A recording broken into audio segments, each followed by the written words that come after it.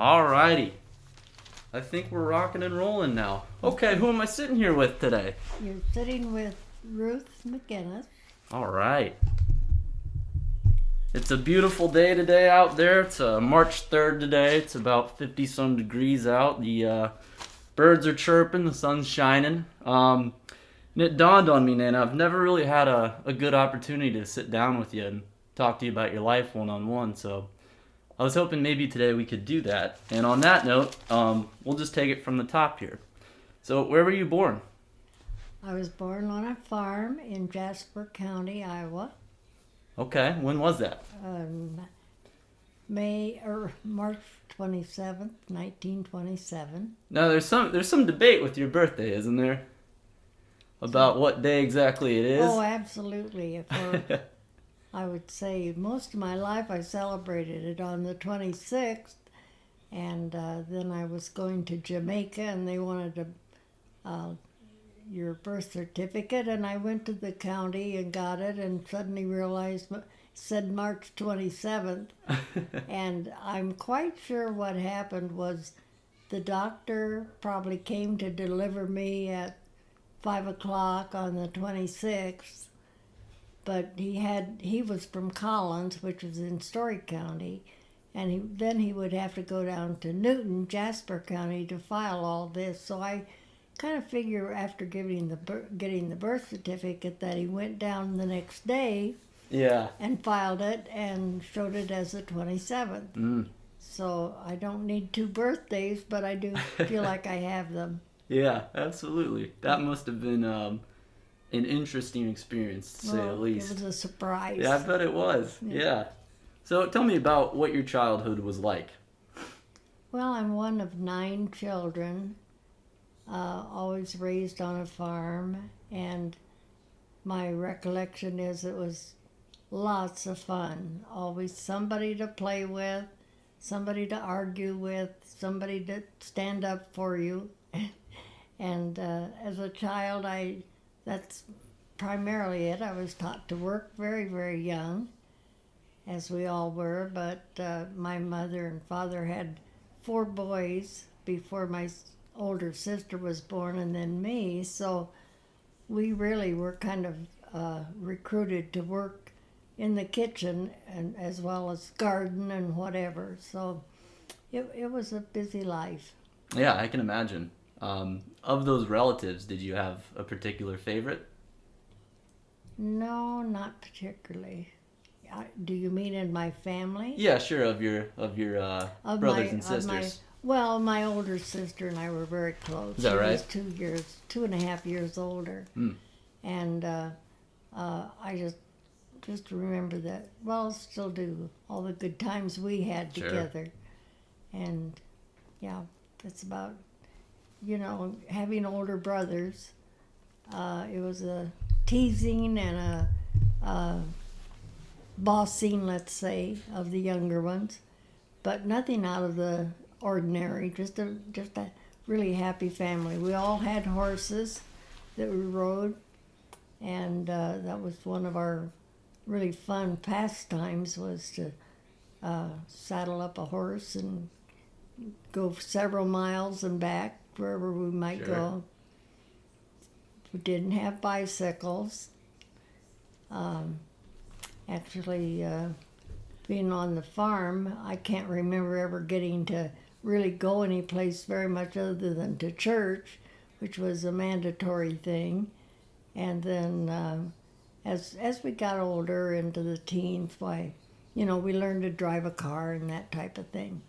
But a lot of times, because we only had one car on the farm as I was a teenager, my girlfriends and I would get together and we'd drive a tractor. Really? And we went to a little store to pick up some soda pop, and there was a man there from Des Moines taking pictures. And he took a picture of all of us, the other 2 girls and I, on the tractor. And where I'm going with the story is it was during the war years, and my uncle was in the service, and he was at my house and looking at a Life magazine that had lots of pictures. And that picture was in there. He said, Really? I've seen that. So the gentleman that took it must have sold it to some Sure. magazine. Yeah. But, you know, little things like that were kind of funny and Absolutely. happening. So. Yeah. What kind of child were you? Were you a troublemaker at all, or were you pretty well mannered? No. I don't.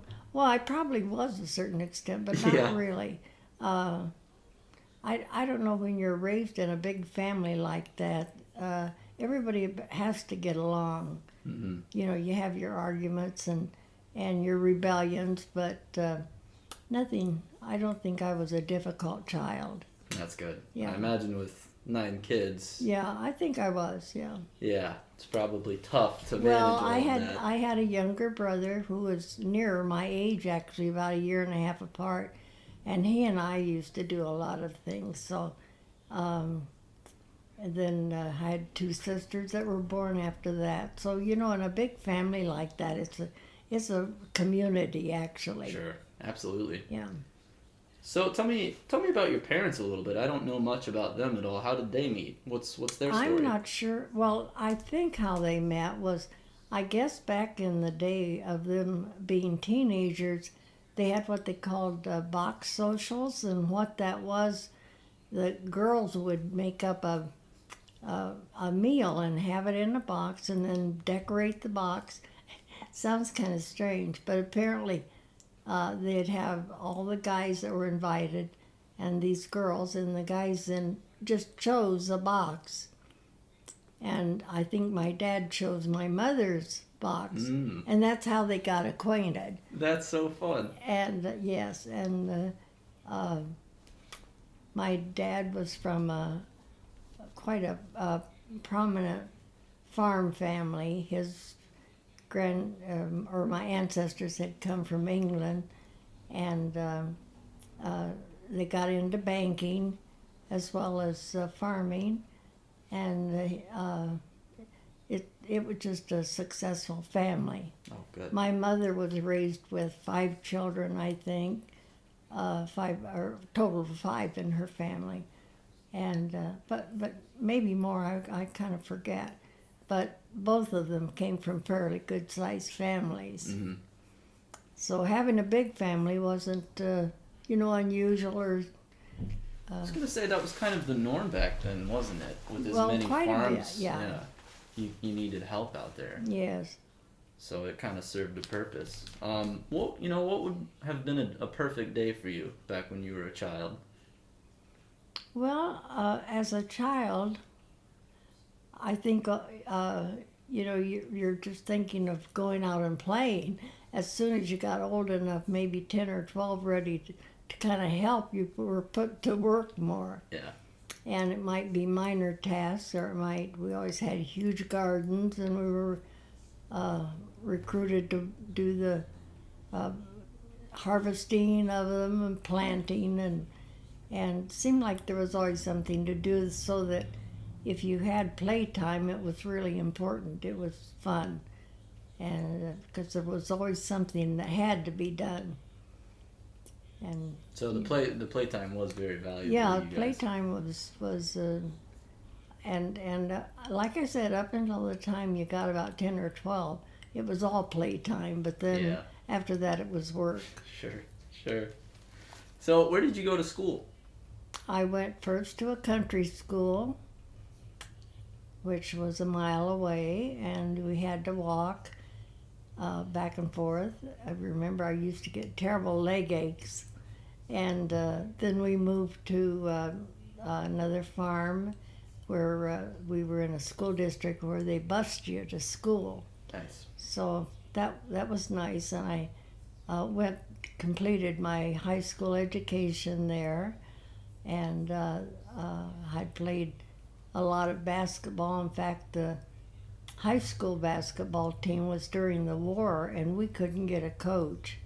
So Really? we coached ourselves, No kidding. and my brother and I just kind of ran the whole sports system of the school. He was really a tremendous baseball player, and he played basketball, but we'd line up all the games with the schools, line up the referees or umpires, And as a result, I was noted quite a bit by the referees in basketball, and my name was in the paper a lot, but it was because I was pretty good, and I got a scholarship to a business college to play basketball.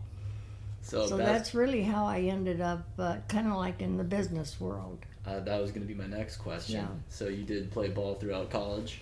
Yes. Okay. Was Yeah. it difficult, or was it Well, something you no, enjoyed we so had much? it was one of the girls' basketball in colleges wasn't really well known as far as colleges were concerned. A lot of high schools, so we traveled out of state a lot, and I can tell you that's difficult. I see when I think about the college players how they play, and they have to complete their education, because I didn't have shorthand in high school, and you had to have it at this business college. So a lot of times another girl from State Center and I were trying to figure our shorthand, but at the halftime, because in early morning the teacher expected you to be there.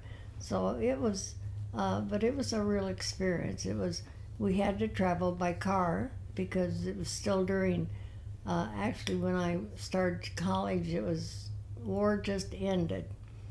But still, for all that time before, cars hadn't been manufactured as much, and buses and that type of thing. So we had to travel by car wherever we went to play the game. And that was an inconvenience, but we did it. Did you ever have any breakdowns or anything on the way to a game, or did it all pretty much go smooth sailing for you? I didn't hear. Did you ever have any breakdowns, or did you ever Well, get a flat tire or something on the way to a game? Actually, we did. This is kind of strange. Our last night of playing in Arkansas,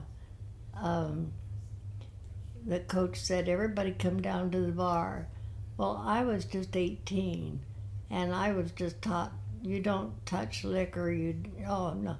So I wouldn't go. I stayed in the room, and Esther Daters from State Center, she went down, and she was back in about 5 minutes, and she said, "They're all drinking, I said, "Esther, what did you think they were going to do?"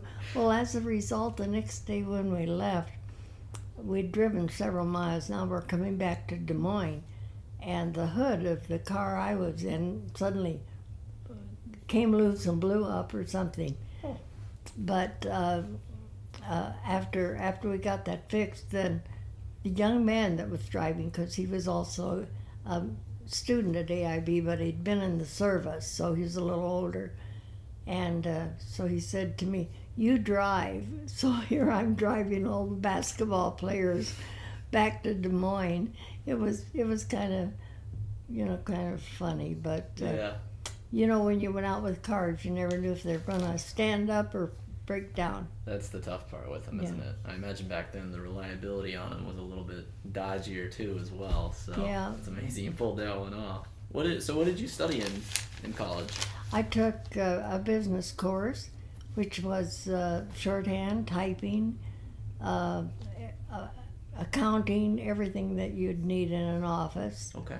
And I worked for a while in Des Moines, and then was hired by attorneys in Ames.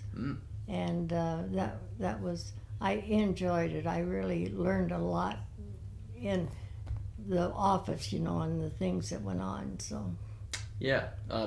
Of those cities that you were in, did you have a favorite one at all? Did you like Ames more, or did you like Des Moines? I liked Ames.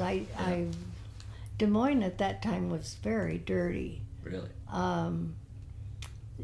It was just like coal dust or something in the air, and I really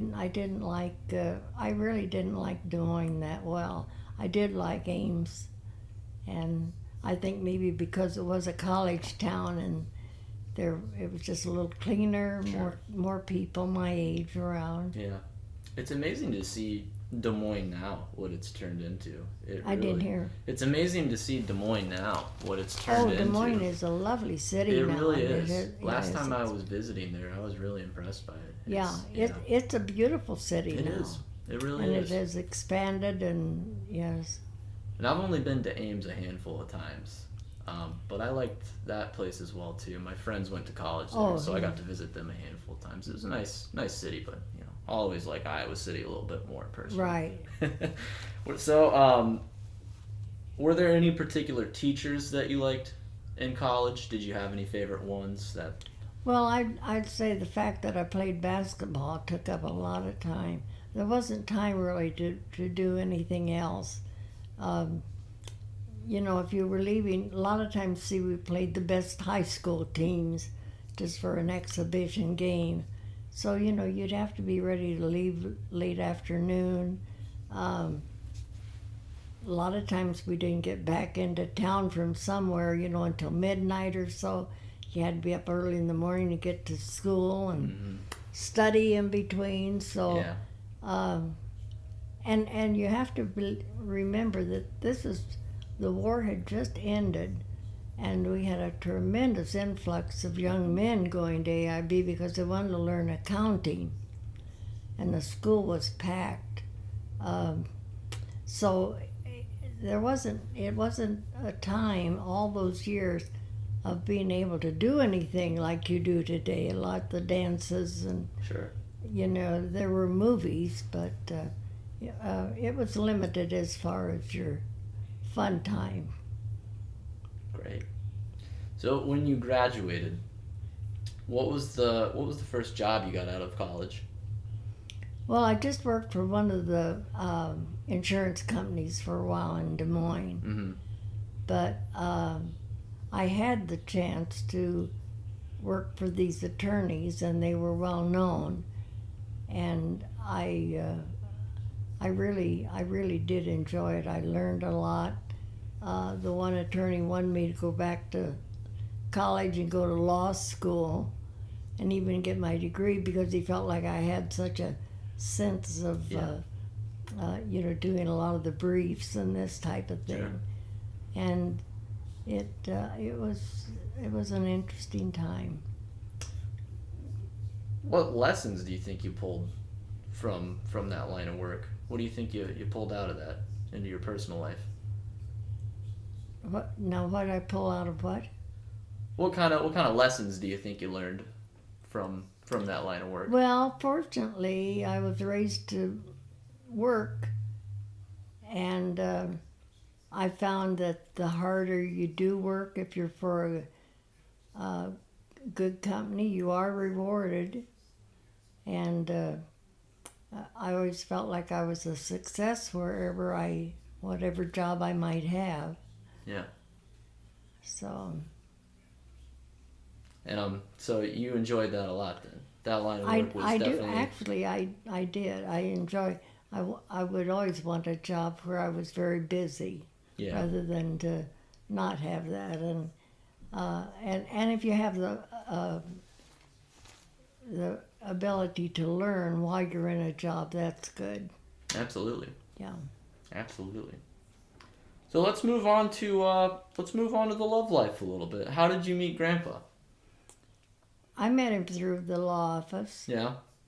And he had just gotten out of the service, and he was a lieutenant colonel, and he'd just gotten out of the service, and when the Korean War started, he was called back in, and we were married in 1952, and that was a time when the Korean War was going, and he had to go.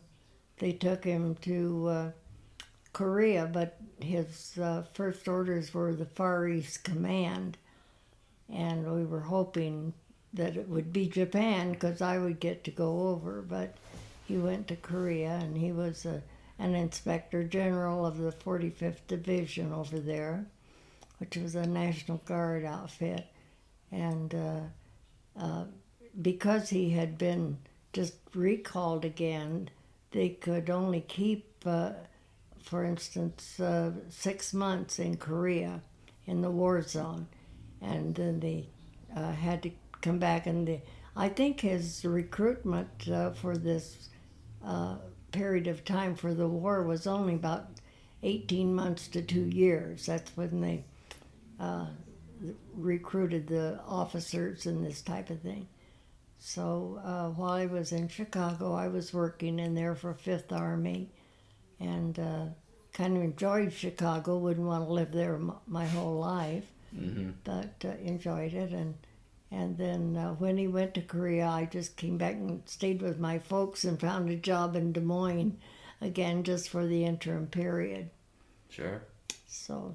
I imagine that was a stressful time when he was. And then when he got back, we moved to Marshalltown and practiced law. How did you know he was the one? Oh, he was really dashing, and just really everything about him. It was interesting to talk, to have conversations. And like I say, I'd had some experience in the law office, so it made it very easy for us to get along. Sure, you guys had that connection, yeah. So you probably hit it off pretty well. How did he propose to you?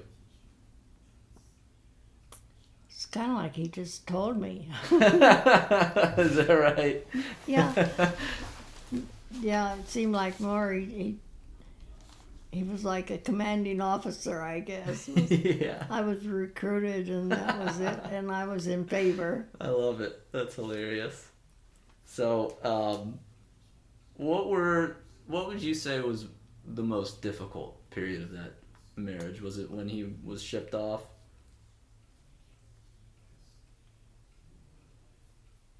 Well, I've lived a long time.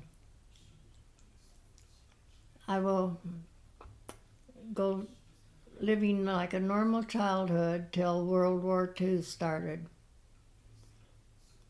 And that was a really devastating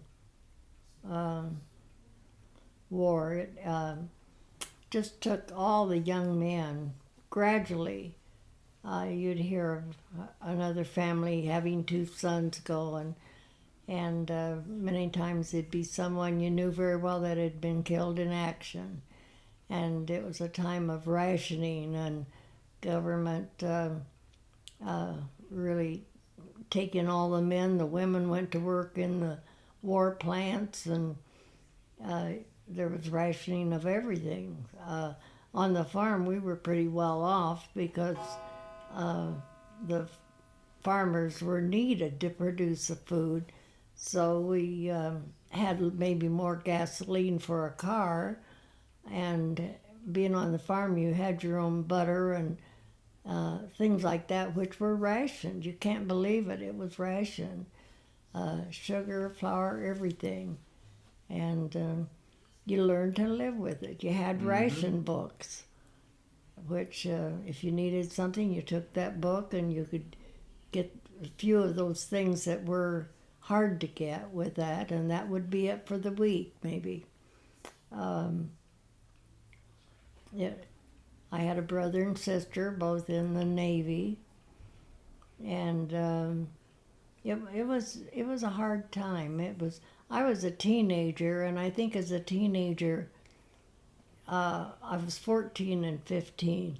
I think at those ages, you realized it was serious, but you do happy things, and you don't suffer as much as when you're older. And but I remember hearing my mother say, "Oh, the Southerns have lost 2 sons." You know, she'd mention people that we knew. That then they'd say, you know, what the casualties were every day, and you were praying that your relatives weren't involved in it, and it was a long, hard time. It was very nice when the war was over and things began to be manufactured, and you could get them again. And when the Korean War started, it didn't have the big effect that the World War did. So it was over, fairly soon, maybe 2 years or so. But that was a difficult time. And I've gone as a younger person. My younger sister came down with scarlet fever. We had no idea where she picked it up. And at that time, they quarantined you for 6 weeks. They put a sign on the door.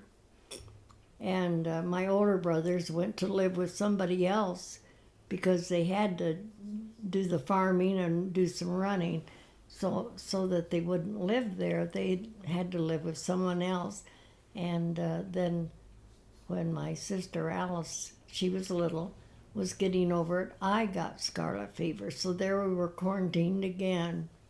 Jeez. And I've just lived through times of polio and scarlet fever where now scarlet fever doesn't seem to be an issue at all. Yeah. And polio was, where you really were hearing, oh, so-and-so's got it and they're crippled or they're in an iron lung. And you hope that never happened to you, which it didn't. But it was many years till they found the vaccine for polio. Yeah. And that was important. Absolutely. How has this pandemic, has this one reminded you at all of what happened? Well, I would say this one is the worst that's ever happened. Really? Ever.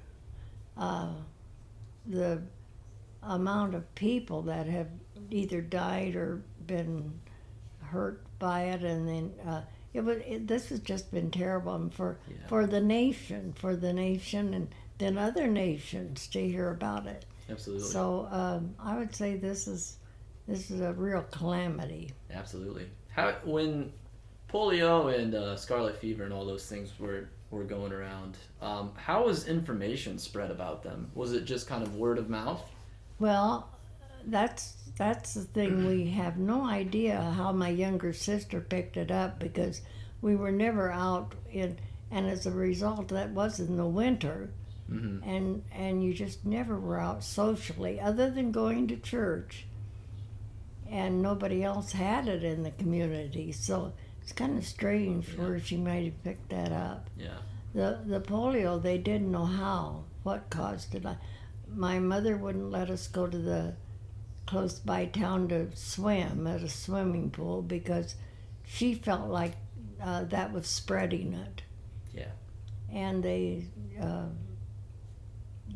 were just families were careful. In the summer particularly, that was bad, polio. Yeah, absolutely. So did they ever come on the radio and give announcements about it or anything, or? Well, they would only give newscasts probably at noon maybe. I suppose early in the morning, which I didn't hear. But the war, they did a lot of telling you from every day what the casualties were. There were Des Moines reporters that were over in the European area where it was the worst, and otherwise the newspaper, which would come out a day later, would have something in it, but it wasn't like today with TV. Yeah, that's I think that's what's been very interesting about this one is just the 24/7 news cycle of being able to hear about all these things. Because I imagine back when you were younger, you could I don't want to say be less afraid of it, but you just wouldn't hear about it as much. Being word of mouth and whatnot. Well, it's altogether different nowadays. With television, a lot of times it's a constant informative type of a thing that too much is just too much, you know? And I think that would be the one thing that was probably easier to live with in those days, was you heard about it, but it wasn't something you'd see all the day on TV. Yeah. And yeah, it was... It's kind of it's a blessing and a curse, isn't it? Well, it is. Yeah. It is, but with the new technology and everything, I'm just amazed. From the time I was a child to what it is Sure. now. That's another question. What year do you think it was where you felt like you were living in the future? When did you look around and say, man, this is really, really strange what's going on around me? I would think the fact, not even when the TVs came out did I think that was too progressive. I think probably the cell phones and internet and things, computers. Mm-hmm. It's, it got to a point with some of the technology where you just can't even explain it. It's No. hard to understand something that you just can't even explain. And the TVs, you kind of get used to it. Okay, I'm just looking at a moving Right, image. yes. But yeah, things like the internet, I can't explain to you how that's working, you know what I mean? So, Well, and that's the thing. The really young children on up are learning all these things, and it's good, but it's an entirely different life. yeah, absolutely. Absolutely is. Springboarding off children there, when did you know you were going to have a child for the first time? Oh, let's see. I was married about 2.5 years before I got pregnant, and I had Nancy, and then I had Renee, and then Sue Ann, and they were all under 3 years old at one time. Really? But my husband had a hobby of magic as a magician, and he had quite a show developed, and I got to be on stage then all the time. So that was a problem when the girls were little, getting sitters so I could go out and do these shows. Sure. How did he get into magic? He was into magic, I guess, as a young child. Mm. And really loved it, really loved it. There was Yeah. a club in Des Moines that we belonged to, too. It was just Ohio called, and it was all magicians. And they would be comparing the tricks and the different things that come out new.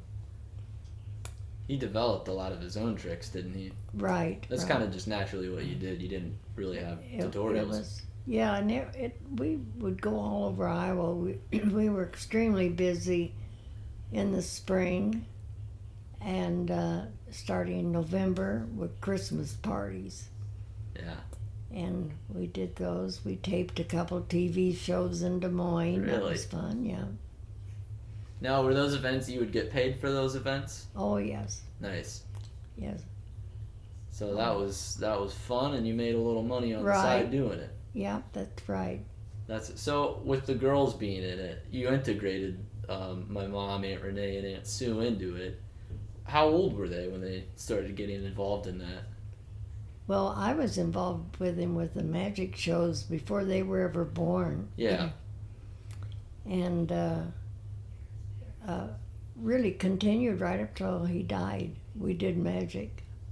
Mm. So, Were they pretty young when they started being in the act, though? well, yes, they were young, and they weren't in it that much. He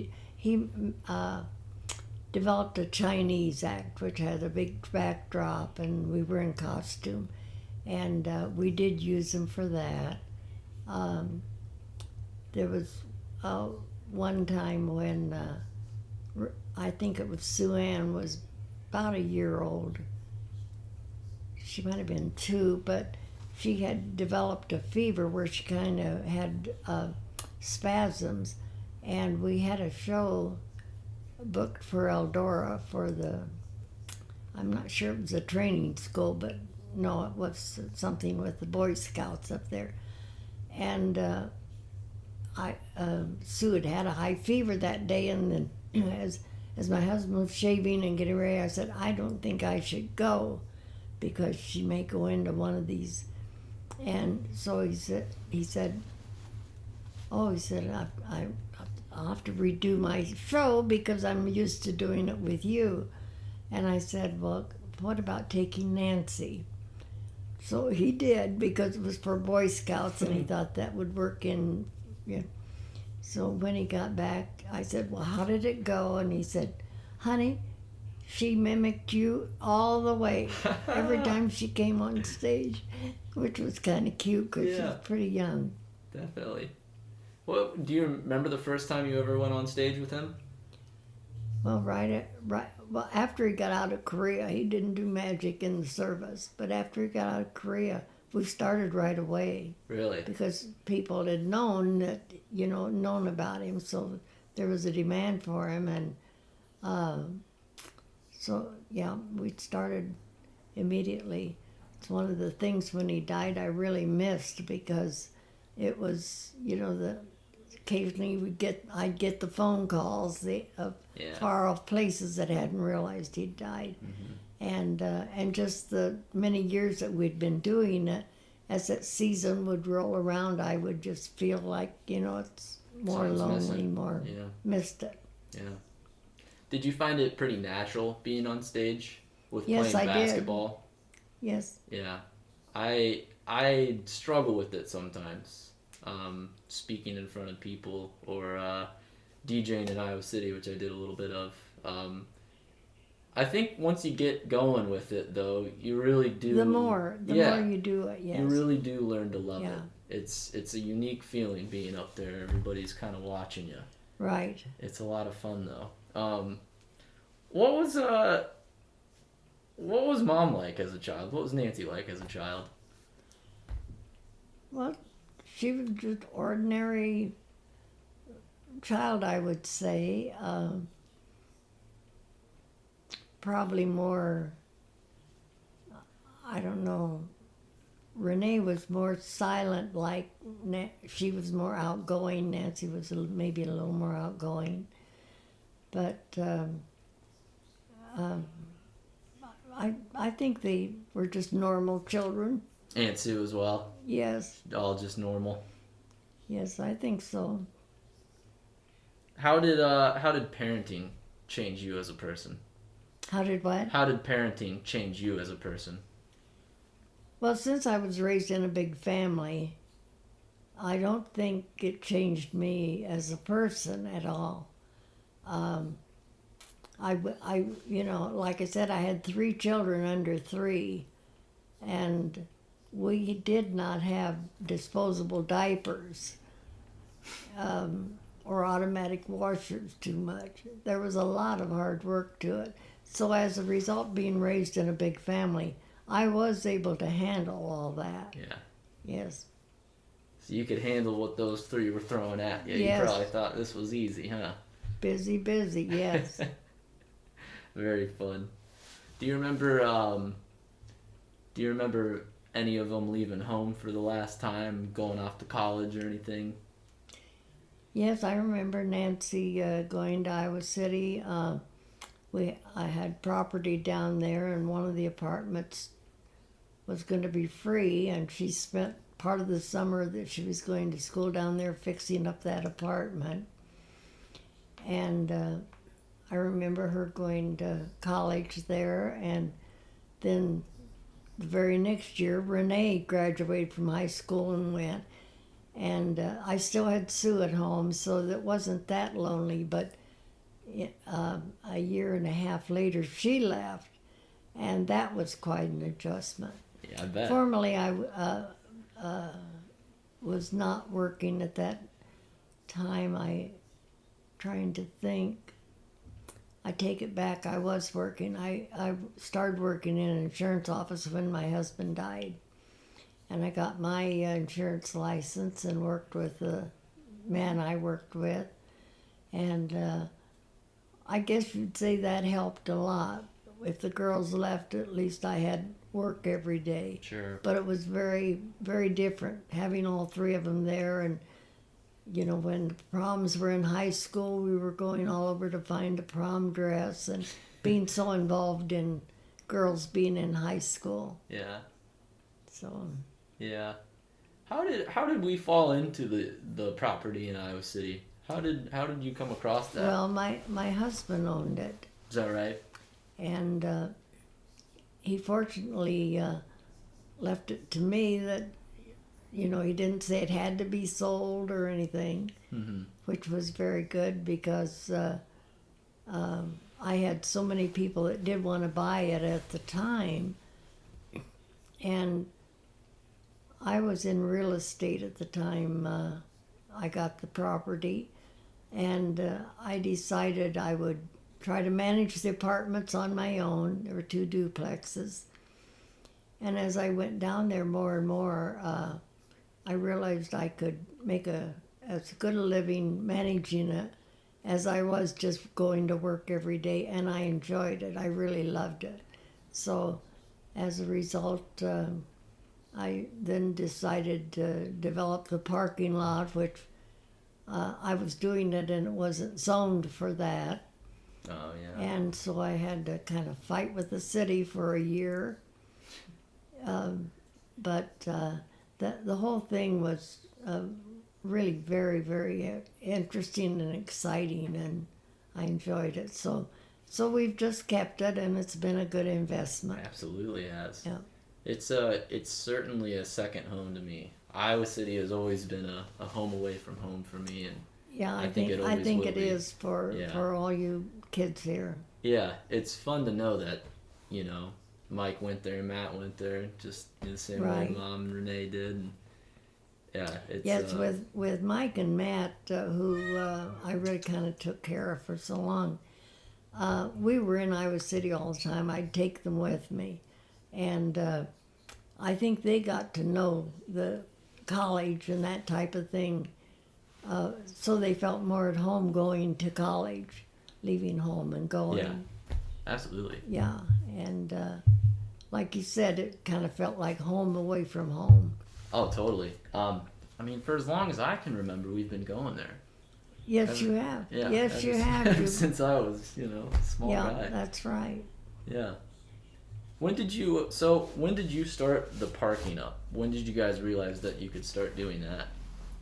Well, shortly, probably about 2 or 3 years after I had just with the duplexes, next door neighbor was parking cars, and he had I don't know if he'd even blacktopped his lot, and he didn't have a lot of them, but I thought, wow, what a way to, because there just wasn't that much parking in the area. And I first started out just parking a few cars. Then I thought we had a lot of trees on the property. And to me, they were a big obstruction, and I had them taken down.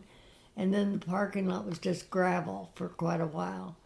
And then I started to blacktop it and develop more places to park. And it's been a really wonderful income producing Absolutely. property. So it was always pretty much in demand for parking there, though. Yes. In that town. How developed was it by the time you started doing the parking? Was Iowa City pretty developed, or was Oh, it? not like it is now. Right. No. At one time,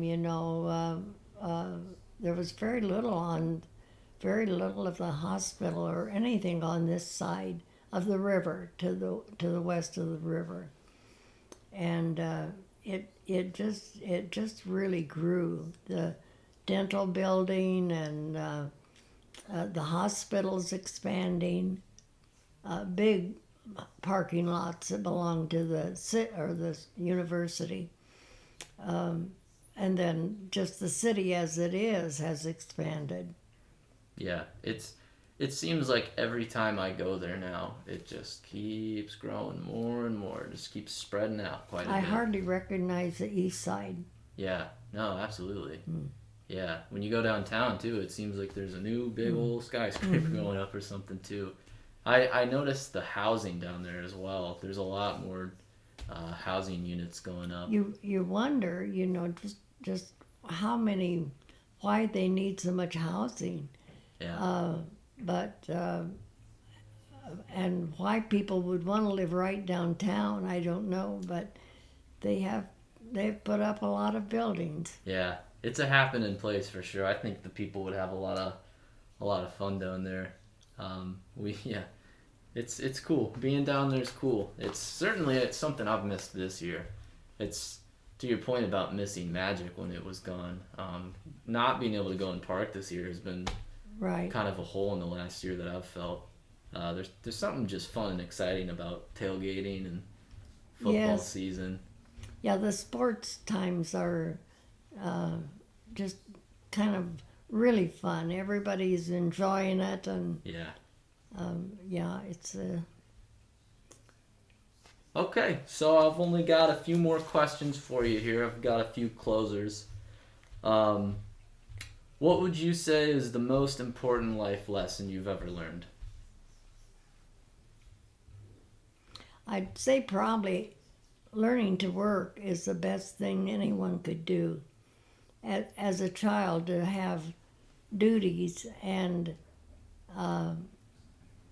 realize that this is something you have to do, not to complain. And I'd say learning to work hard was probably the best thing. I think having a proper, faithful outlook on life is very important. I've always had that. I've had some health issues off and on, and I've always felt like this is not going to get me down. I think the thing of people feeling like they're being cheated on or they're not being treated right, too much self-pity. I've just felt like that was never me, and I wouldn't want my children to feel that way. I want them to, not be afraid of hard work or things that happen, really. Unhappy things. Mm-hmm. What are you proudest of in your life? What was that? What are you most proud of? What's an achievement, or what's something you're proud of? I guess I'm just proud of that. I've always found a way that I could make money, and it was more. And you were happy doing it too. It sounds like. I feel like I'm a really good business person, Yeah. and I give a lot of thought. I have a lot of people sometimes advising me. Yeah. Well, you should do this. You should do that, and I'm very proud that whatever I've done, I felt I was successful. Good. Absolutely. Yep. Absolutely. And my last question for you here is one I've always wondered about. Who gave you the nickname Nana? I don't know. I've always wondered. Yeah, I don't really know. Trying to think. Kyle was born the first of the grandchildren. It was Kyle. So I'm not sure, but what Renee and Jay might have started that. Renee and Jay started it. Yeah, possibly. Yeah. I think I didn't even know what the word grandma meant for the longest time. I Right. always thought it was just Nana. Well, that's right. That is that's how I feel like I'm known too, because all the Absolutely. kids have called me that, Yeah. Nana. Absolutely. Well, Nana, thank you so much for doing this with me. It really means a lot. I love you so much. I love you too, and And, I'm so proud of you. Thank you, Nana. Yes. All right. Bye, everybody.